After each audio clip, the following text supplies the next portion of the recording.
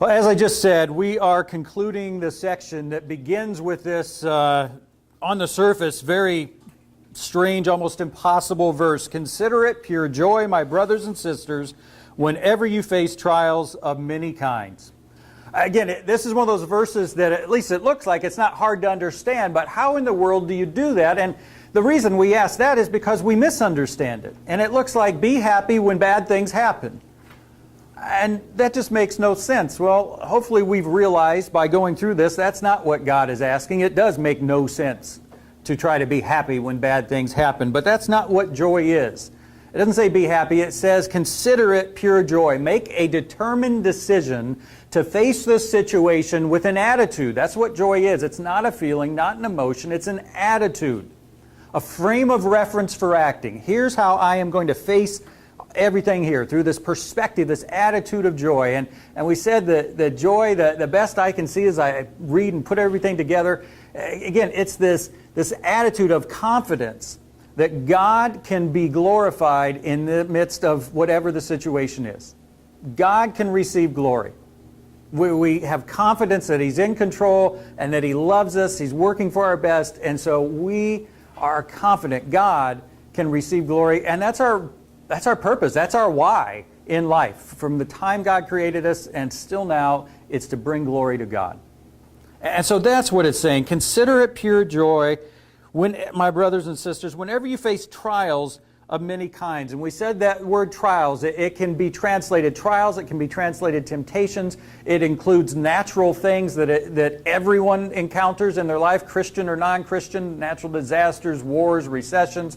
It also includes persecution, specifically for being a Christian, and it does include temptation, temptation to sin, and that's where the focus was last week and this week. Well, so it's different than we thought, but as I looked at it today, it struck me, and maybe a little ironically, that, it does say consider it joy, not enjoy, but I do enjoy life most, long term really, when I resist temptations. These things we're talking about. Now, that's not to say temptations aren't enjoyable. That's the temptation of them. But long term, I realize, and I thought about it like in relationships. Lisa and I, it's like I enjoy the relationship more when I don't give in to the temptation to be selfish or get angry. And that's what I want. And it made me think of Psalm 37:4, where it says, take delight in the Lord, and He will give you the desires of your heart. And very often we focus on that last part first. Well, God's going to give me the desires of my heart. Well, it says when we take delight in God, and even then the desires of our heart, that's what's true deep down. It's the thing that will truly satisfy us versus all those desires that we get them and we realize something's still missing. And so the desire of my heart, those are things like that good relationship. I want that. And it says, that will come when you delight in the Lord, when He's your focus, when He's what you're living for, and to live for Him means you're living for and by His principles, and so it all comes back. Again, when I resist those temptations, wow, life really is more enjoyable even. And we've been saying that. I think we all want to resist temptations. At the very least, we want to avoid the results of giving in to temptation because it's not good. I'd like to be rid of that. And we've said that. Well, James is trying to help us here. He originally set it up and said, consider it pure joy. And then he says, if you lack the wisdom to do that, and we said wisdom, knowledge is knowing what I should do and want to do. I want to consider it pure joy when I face a trial. I want to grow, be more mature and complete, closer to God, bring Him glory. Wisdom is how. Here's this divine perspective from God that is so radically different from the world's perspective. It says, here's how to have the good life. Here's how to accomplish, and sometimes even Christian, quote-unquote, wisdom that's different from God's. It says, here's the way to please God, and it's not. God's wisdom. And James gives it to us. He says, if you lack it, God will give it to you. And then he gives us this example we saw last week with the poor Christian and the rich Christian. It was all about perspective. He says, you know what? If you're a humble believer, take pride in your high position. Poor people aren't thought of as being in high positions, but he's talking about your salvation. You have a spot in heaven reserved for you, and you have God with you right now. He says to the rich people, you know what? Take pride in your humble situations, your humiliation. What's that saying? It's like for everything you've got, it's not going to do you any good when it comes to living life in terms of you're going to die eventually. And what's ultimately eternally important is what you have with God. Take pride in the fact that what you have here isn't what's important. It's what you have in store and what you have with God right now. And so last week the wisdom was sort of from this idea of have a spiritual, eternal perspective instead of a physical, temporary perspective. Well, this is really part B of that. James is saying here's another bit of wisdom as you face temptation. And the wisdom here is mainly know the source of temptation. It'll help you know the nature of temptation, and that, again, will help you to face it successfully. And so let's look at these last verses in, again, this section comes to an end in verse 18. Let's see what these last verses say. When tempted, no one should say, God is tempting me. For God cannot be tempted by evil, nor does He tempt anyone. But each person is tempted when they are dragged away by their own evil desire and enticed. Then after desire has conceived, it gives birth to sin, and sin, when it is full grown, gives birth to death. Don't be deceived, my dear brothers and sisters. Every good and perfect gift is from above, coming down from the Father of the heavenly lights, who does not change like shifting shadows. He chose to give us birth through the word of truth, that we might be a kind of first fruits of all He created. Again, we said it last week, and it's true this week. We can't resist temptation if we don't really understand it. If we have the wrong perspective, or today, if we view it coming from the wrong place, the wrong source. And so the question today that's going to frame everything we talk about is, who do I blame for being tempted? Who do I blame? When I'm tempted, what comes to mind? Well, this is why. Well, that's one, and that's on track. It's better than the first answer that we're going to see here. Because look what James says. He says, when tempted, and remember, tempted, this is the exact same Greek word for trials. And it's just like whatever the context indicates. So tempted, trials, is the same thing. Those natural things that everyone encounters, persecution as Christians or temptation to sin. When tempted, and notice when, it's going to happen, not if. No one should say, and the Greek there can be translated possibly stop saying. Like James, and you remember the situation here. James was the head of the church in Jerusalem, and the Jews began persecuting the Jewish Christians, and they fled. And so he's writing to these Jewish Christians that have been scattered abroad and are being persecuted, and he knows them. You know, he cares about them, but he also knows what's going on. He's probably heard back from some, and so maybe he knows you guys are doing this. So stop saying, when you're tempted, stop saying, God is tempting me. Now, I thought about it, and I've interacted with a lot of people since being in ministry for however many years. I don't hear many people say, God is tempting me. Just come out and say, why is God tempting me? Maybe every once in a while. But you know what I do hear, and it can be present when someone says, why God? Why is God doing this? And even, why is God allowing this? There's an element there of, you know what, the situation is causing temptation. God is causing or allowing the temptation. And so there's that implied element of, why is God tempting me? And definitely after a person sins, it can come up. From the very beginning, the first sin, what did Adam say to God? This woman that you gave me. Wouldn't have had this temptation, wouldn't have sinned if you hadn't given me the woman. Exactly. Wouldn't have a lot of other things if you hadn't given me the woman, and I'm not complaining about that. But this one here I'm complaining about. No, see, we can do that, can't we? After we sin, we come out, oh boy, it's this. And even if it's not directly God, especially for a Christian that believes, God's in control. If He doesn't cause everything, He certainly allows it. So there's that implied element. God, why are you tempting me? James says, don't do that. When you are tempted, no one should say, God is tempting me. For God cannot be tempted by evil. We're going to see below this, temptation begins with evil desire. That there's a situation that we encounter, and our own desire, our evil, sinful desire, is what leads to the temptation. Well, God doesn't have evil desire.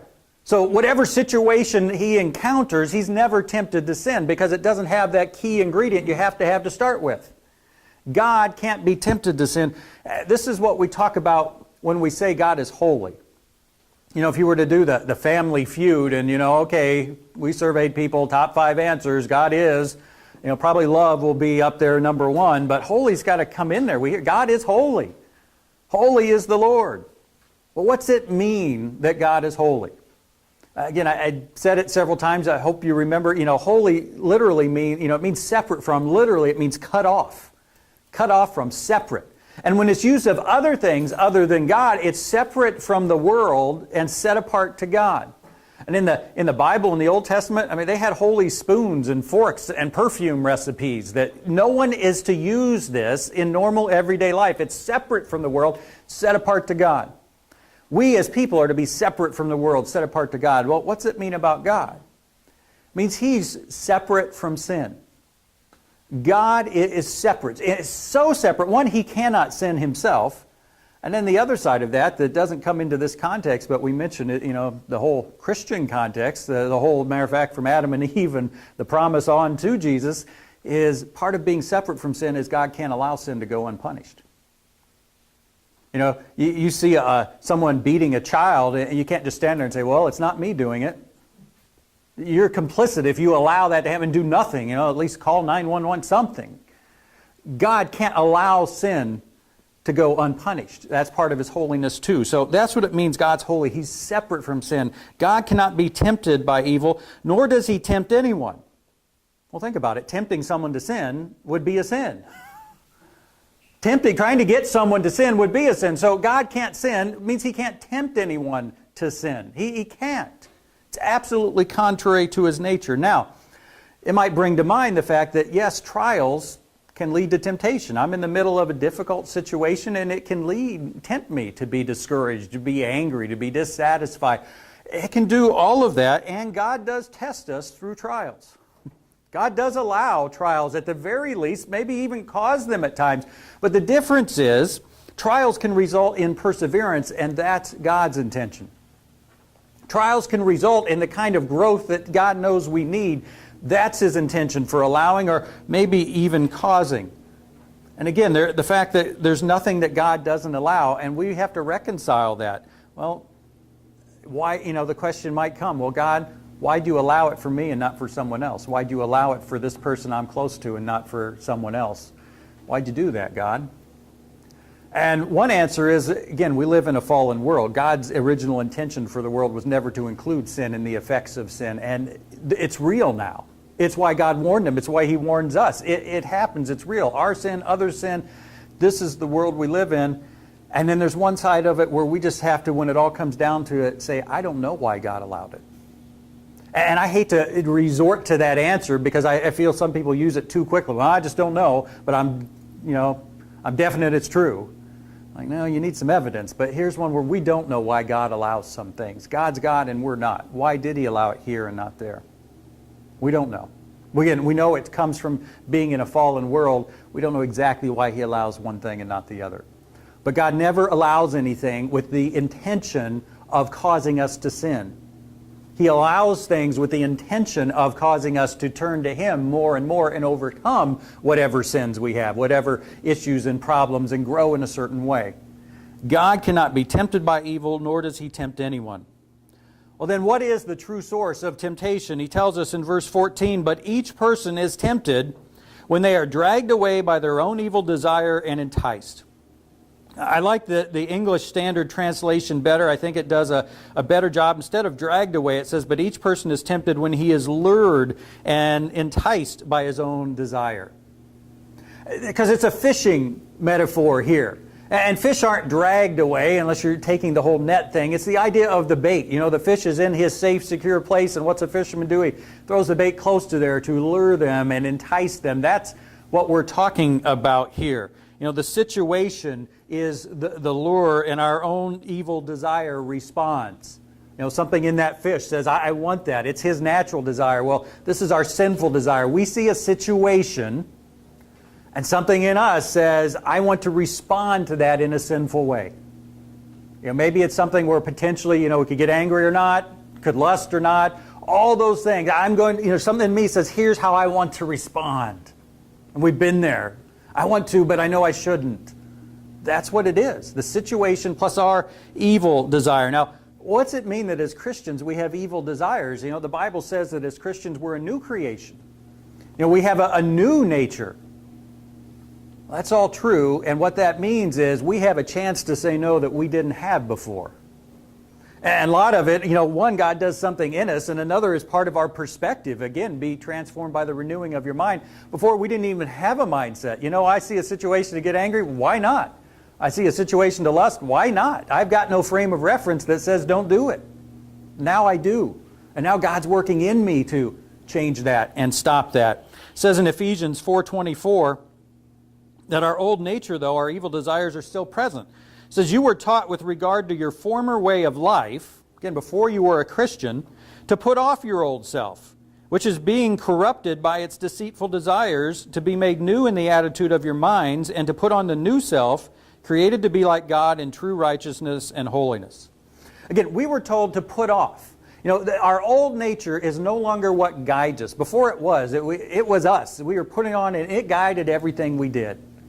That's not true anymore. We put off the old nature. We're putting on the new nature. But here's the thing, that old nature is still present. It's not. You're never going to get completely gone of the idea of, here's how I could respond to that situation. And there's a part of me that wants to. And it even says in here that, our old nature is still being corrupted by its deceitful desires. It's not just I have to resist everything I knew before I was a Christian, however long that was.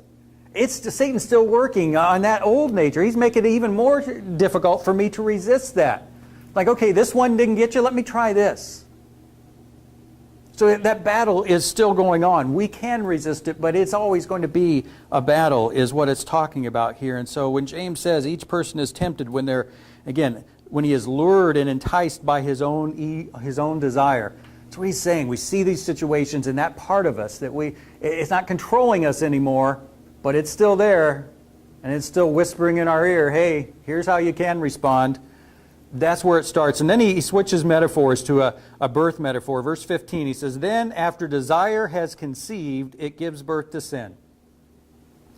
Our will is tempted to give in to that evil desire. We have said before, we consist of our mind, our heart, and our will.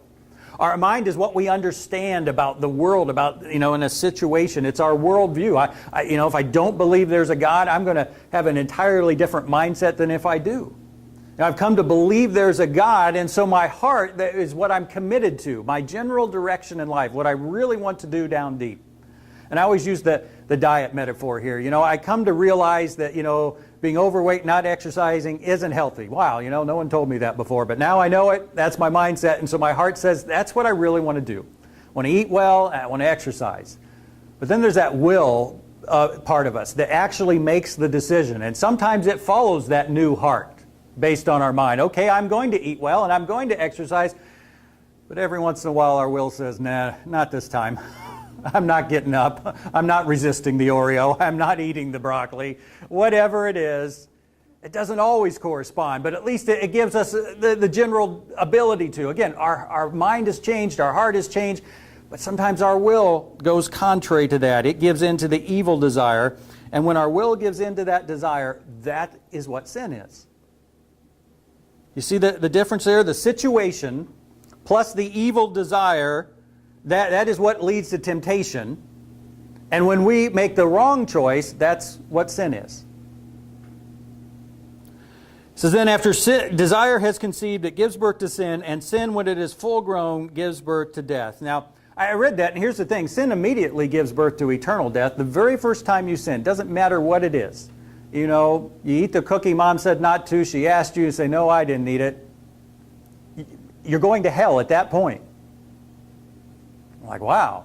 But it goes back to God being holy. God can not only not sin, He can have nothing He can't overlook sin.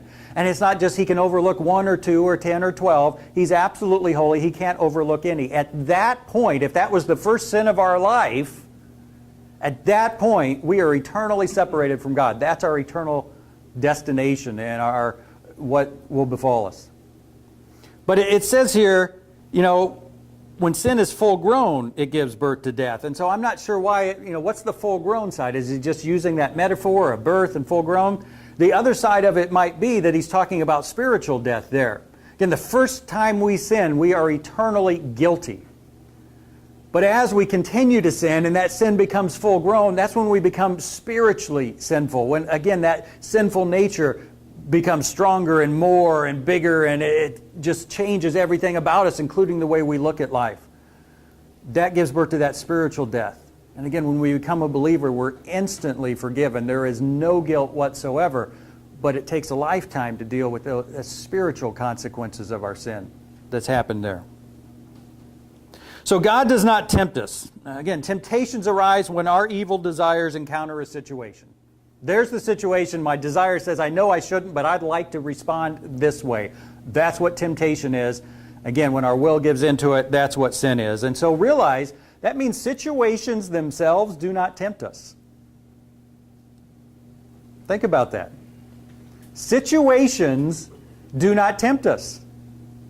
You know, if someone gets cut off in traffic, not every person responds by honking the horn and waving a finger.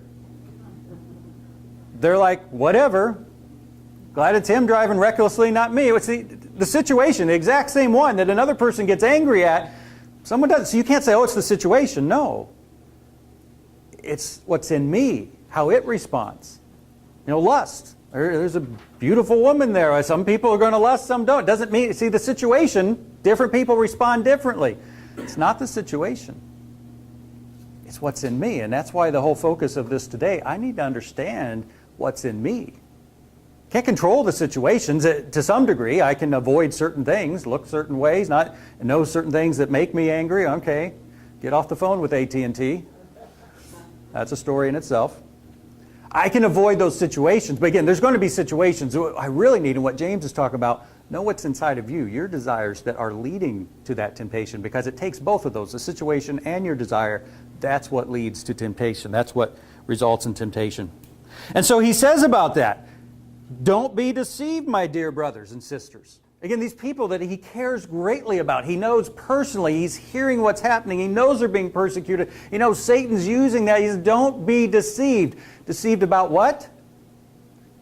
To think, oh, it's just the situation. There's nothing I can do. This situation tempted me.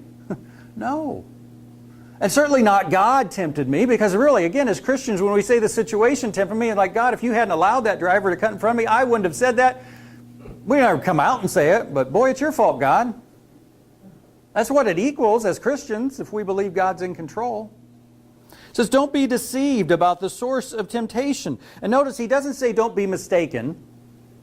Because, you know, if you thought that, maybe that was an eye-opening, maybe that was an aha moment this morning when I said, you know, situations don't tempt us. And when I explained, you know, certain people, you're like, oh, okay, I get that. So maybe prior to that, you were mistaken. But notice he doesn't just say don't be mistaken. He says don't be deceived. It's not just a matter of you understand it incorrectly. There's someone actively trying to deceive you so that you understand it incorrectly. Ephesians 6:11, Paul says, put on the full armor of God so that you can take your stand against the devil's schemes.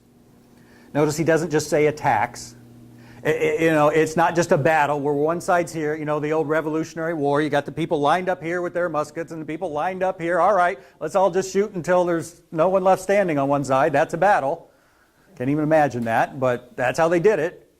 That's what he's not talking. He's talking about the schemes, the strategies, the way he tries to sneak around and get there and knows, well, here's your weakness. I'm going to come that way. I'm not just going to stand out there and attack you. That's stupid.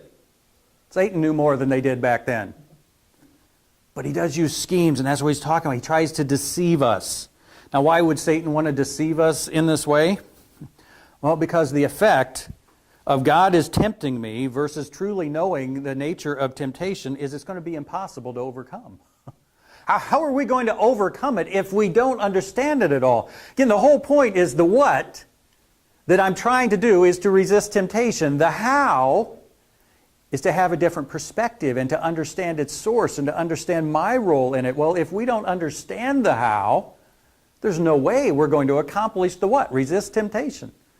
Because I don't know how to do it. I'm going about it the wrong way. Think, oh, it's that situation's fault. And really, it even undermines, you know, we've said at the center of things, you have what, you have how, but at the center is why. And it really undermines the why, because why do I want to give glory to a God who's tempting me to sin? If that's what I ultimately think, even if I don't realize it, I'm blaming situations, why would I want to glorify a God who's making it harder for me to glorify Him?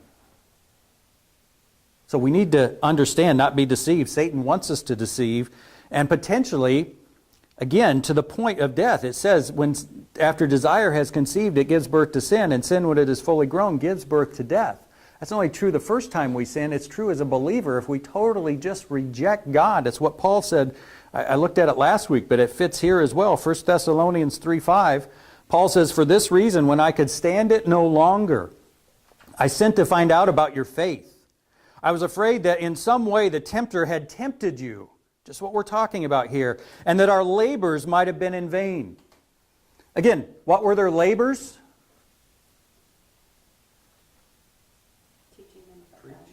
Teaching, preaching, introducing them to the gospel and giving them the chance of salvation. And so in vain means we were there, and some of you accepted it, but Satan, through his temptations, there's the possibility, Paul knows, that it will all have been in vain, that you will abandon it, that you will lose the commitment that you had. He said, I came to check about your faith. And we've said, again, faith, it's that fuller. It's not just I believe in my mind there's a God, but I'm committed to Him.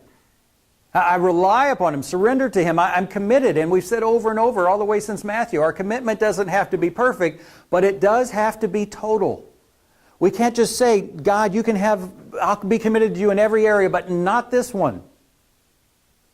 I think of people, in one area where it definitely comes up. I think of people that, Christians that, by and large, you look at their life, it's a good, godly life, but there's one area, and one area it often is it's sex. They have a relationship, and they know that's wrong, but, I'm giving God, I'm committed to Him in so many other areas. You can't have one area that's off the table. That I absolutely am not going to even try to listen to you in this area, God, whether it's that or any other area. And Satan's going to try to deceive us however he can, through temptations, through whatever, to think, it's okay. Paul knew that. That's what he was so worried. He said, I had to find out. I couldn't stand it. I had to find out what's going on there because I know what can happen.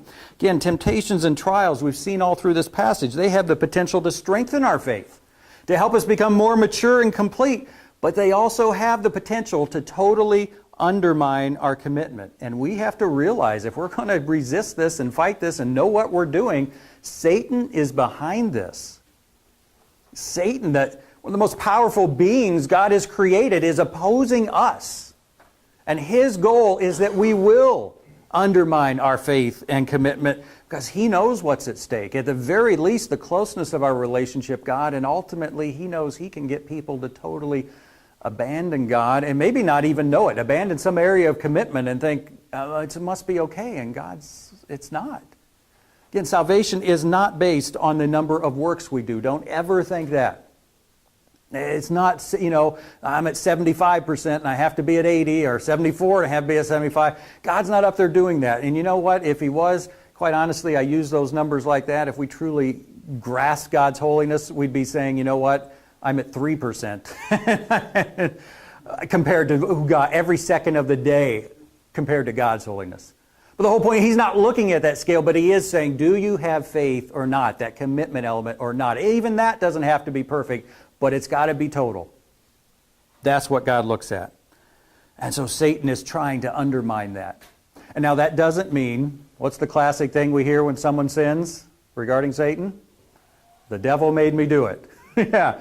Doesn't mean he made us do it, but it does mean he's certainly helping any way he can. It's ultimately our choice, but he's trying. So temptation is not from God. That's why James is saying, don't be deceived. Matter of fact, just the opposite. Look what he says in verse 17. Every good and perfect gift is from God, from above, coming down from the Father of the heavenly lights. Again, the potential error and deception is God is tempting me. He is giving temptation. And James says, no, He doesn't give temptation. God gives every good and perfect gift. That's what He gives. And what's that mean, every good and perfect gift? Again, if it's just on our own, we're like, well, God, I'd like this, this, and this. James says you give it. I think in this context, the immediate context, it's certainly anything good comes from God. But in this context, he just talked about the humble believer and the rich believer. I think he's saying, you know what? God gives gifts that are way better than what the humble believer is lacking and the rich believer has.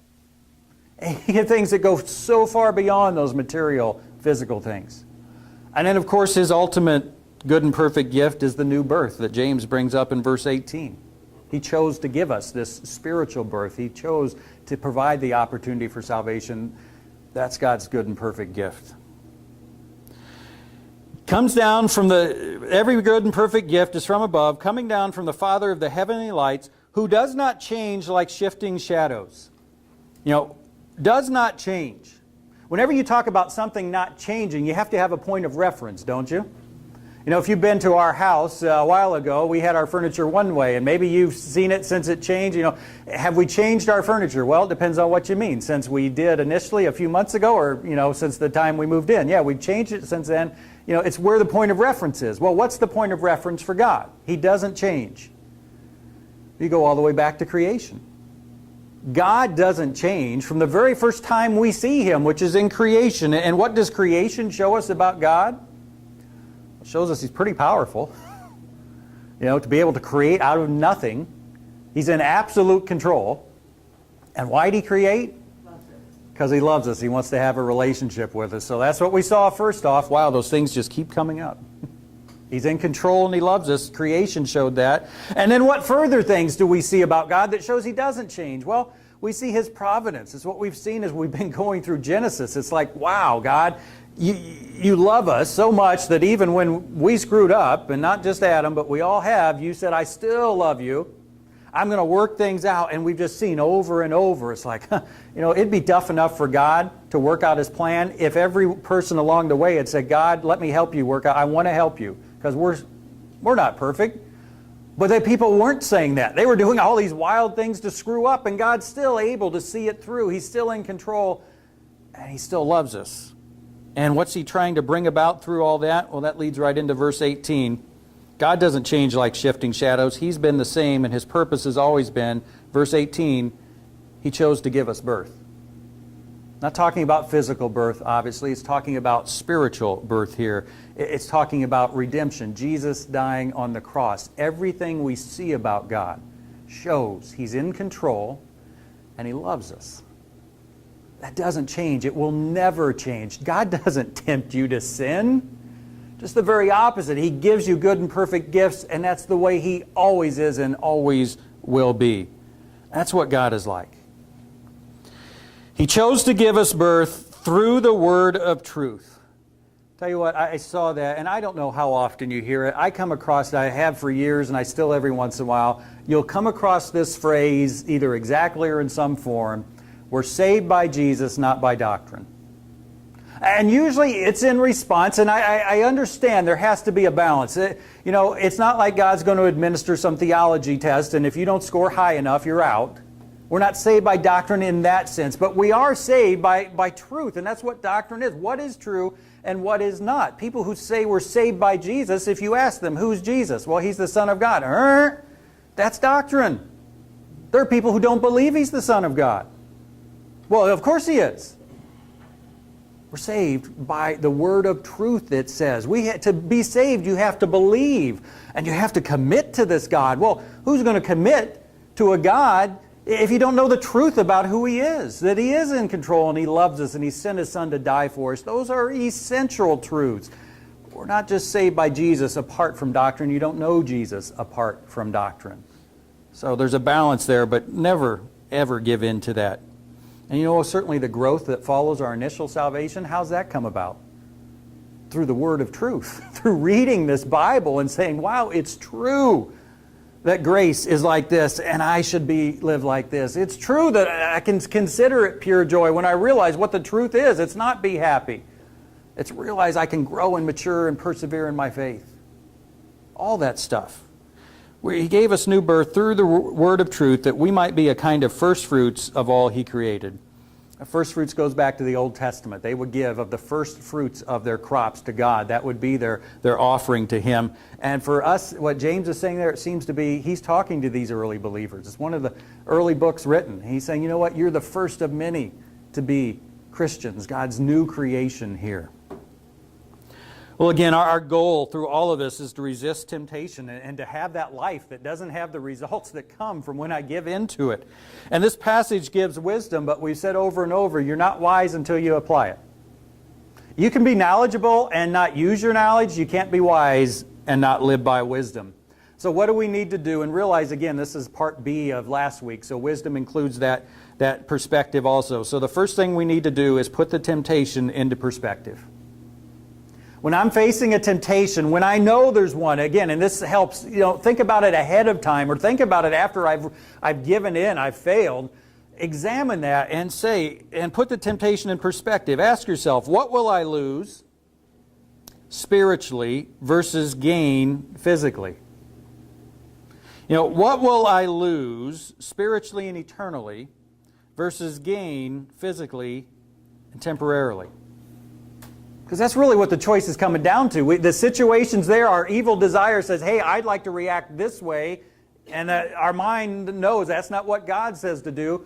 All right, put it in perspective. If I give in, what will I lose spiritually?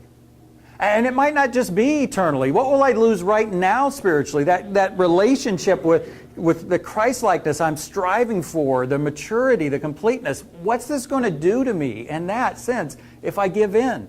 Versus what do I get? If I give in, what's going to happen? When I face this situation, stop and consider, if I give in to this evil desire, what will I lose spiritually? And again, it may be eternally. It may even just be now. Right now, I want to have closeness to God right now. I want to be like Christ. I want to be mature and complete. What's that going to do to my maturity, my completeness, if I give in? My Christ-likeness that I'm striving toward. To be conformed to His image, as 2 Corinthians says. Versus, if I give in, what do I get? And be honest. Okay, I get this, and it's sort of nice, sort of fun for a while. But boy, long term, what's it costing me? What am I giving up? What am I losing there? Think about that. Apply it to our situation. Second, what evil desire does the temptation appeal to? That's what we saw today. Basically, question 1 is last week. Question 2 is this week. What evil desire does the temptation appeal to? Again, whether we attribute it to God or not, I don't hear many people saying, God is tempting me. But often we fail to see our evil desire behind it. Because that's what James is saying. It's not God, it's your evil desire. Well, okay, I might not say God's tempting me, but I don't just come out and say, oh, it's my evil desire in play here. And we come up with something else. We're tempted to get mad and not forgive. Well, they deserve it. Nothing evil about that. They deserve it. Who would? You ask anyone. How's that work? The wisdom of the world, they'll tell you. I'm tempted to lust. Well, it's just natural. I'm a guy, come on. Not my evil desire. Greed, well, it's not as bad as stealing. Okay. Discouragement. I thought about this one today. It's not just doing those things, to be discouraged. Discouragement is a sin. And we have to, well, that one's just so easy to fall into. That's not fair. Again, when we realize God's holiness, we realize, we're not even at 70 or 80%. We're down at, lucky if we're 7 or 8%. Discouragement's a sin. But again, we think it's just natural. Who wouldn't get discouraged when this is happening to them, God? And we don't even think about our evil desires, but stop and examine it. Stop and think beforehand, afterhand. Again, it's difficult right there in the situation, but if you prepare yourself beforehand, it's easier. It'll come back to mind. What evil, selfish desire does each of these situations appeal to? Again, that person cuts me off in traffic. Okay, not everyone gets mad. What is it in me that is tempting me, that is leading to temptation, the situation, my desire, to sin, to get mad? What is it? It's like my desire for control. I don't like to be shown up. Like he's saying he's better than me, strong, and this guy, I'm not going to let it happen. What is it? And put it in that, and then 1 and 2 work together. Put that in perspective. Okay, what do I gain if I get mad versus what do I lose? I think about lust. Okay, what is it inside me that says, that's the way I want to act? Well, okay, that one's pretty obvious. What's it worth, really? Greed, discouragement. There's one. Again, what is it in me? And it's that part of me that, just looks at the immediate situation that maybe thinks I deserve something else. I never get discouraged if I get better than I expected, right? Well, I'm so discouraged. I expected to get $10 and I got 20. No, it's always I expected something and it doesn't. Well, what right did I have to expect a certain thing? What was I basing that on? Had God promised, here's what you're going to get? No, I just sort of come up with, here's what I think I deserve. And it didn't go that way. I'm discouraged. Again, we live in a fallen world. So, put the temptation in perspective. What evil desire does the temptation appeal to? Third, remember what's at stake. Again, it's said this a couple times. Verse 12, blessed is the one who perseveres under trial, because having stood the test, that person will receive the crown of life that the Lord has promised to those who love Him. Well, again, the opposite implication is it's possible to so give in to temptation and undermine our commitment that we don't receive the crown of life. And again, this is not to take away from our assurance in Christ that, oh, I'm at whatever percent. No, but it's saying temptation can lead there. Satan rarely gets someone from full commitment to God to absolute none, but he gets them a little bit at a time, a little temptation here, whatever it is, to do this, to be discouraged. That's where it can lead to. He says then in verse 15, then after desire is conceived, it gives birth to sin, and sin, when it's full grown, gives birth to death. That's what's possible. Realize what's at stake eternally. Don't be afraid, but realize, again, don't see how close to the edge I can get. I'm not going to fall over the cliff 1 foot away. I'm not going to fall over the cliff 9 inches away. I'm not going to fall over the cliff 3 inches. Okay, but why do you keep getting closer? You know what? You're going to fall over the cliff at some point if you keep going. Why see how close we can get? And definitely, if our eternal fate, it never comes into play, that's never, we never fall over the cliff. What is it at stake? Remember, number 4, who's at stake? Not just what, but remember who. We're talking about God here and our relationship. It says in verse 17, every good and perfect gift is from above, coming down from the Father of the heavenly lights, who does not change like shifting shadows. He chose to give us birth through the word of truth, that we might be a kind of first fruits of all He created. That's saying this is the God who's offered to have a relationship with you.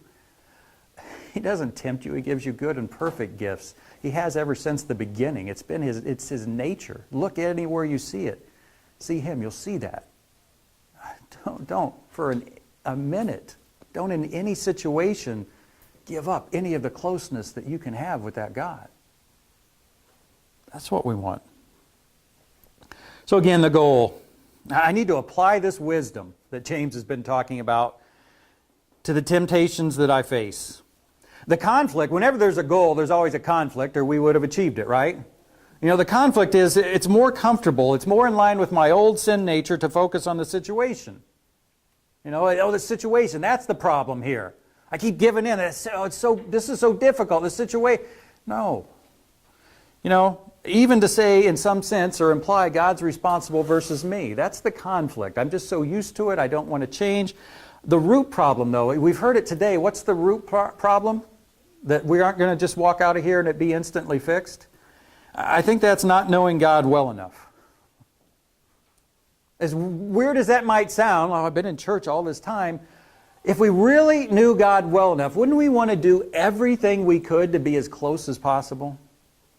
If I really knew Him and everything possible, that goes back to what James said. If you want to face this trial, including temptations, if you lack wisdom on how to do it, you have to ask God and He'll give it to you. But what's He say? You have to ask in faith without any doubting. And we looked at that. It says, ask with commitment, without any judging and fighting, and saying, God, you give me your wisdom on how to live close to you. And if I think it's worth it, if it's not giving up too much, if it's not sacrificing something I don't want to sacrifice, I'll follow your wisdom.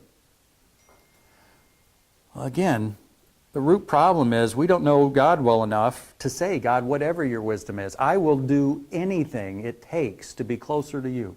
Because that's the most important thing in the world. There's nothing I could put off the table because it's more important than you are. To do that, we have to know God. We have to know Him, again, to become closer, and again, not just eternally, but to be closer to God right now. And when I say closer to God, it doesn't mean He's up in heaven withholding His relationship to us. It's just the very nature of a relationship, isn't it? I mean, if you absolutely refuse to be relationable with someone, you can't complain, this relationship's so bad. It's not that person's fault. Again, it's not God up in heaven saying, I won't be close to you until you shape up. It's like, I really can't. If we're not seeing the world the same way, we're not close. We need to do that. Again, and we need to get to the point where we realize there is nothing worth jeopardizing that. So the key to overcoming, if we don't know God well enough, let's keep getting to know God. Isn't that what worship is? You know, it's not just declaring God's worth, it's knowing God's worth. And that comes through His Word, comes through situations when we see Him act in our lives, and it comes as we talk with other Christians and we see these aha moments of, yeah, you're right. Oh, yeah, I see that. Oh, please encourage me. I know it, but I'm having trouble. That's how we come to know who God is. So as we close, what do we need to do now? I think the thing we've been saying, we have to truly examine our greatest temptations and apply God's wisdom, the stuff we've seen for the past few weeks. We can't just, however we've been going about it before, trying harder, that doesn't work. Thinking it's the situation's fault, that doesn't work. I have to truly apply this wisdom of God's.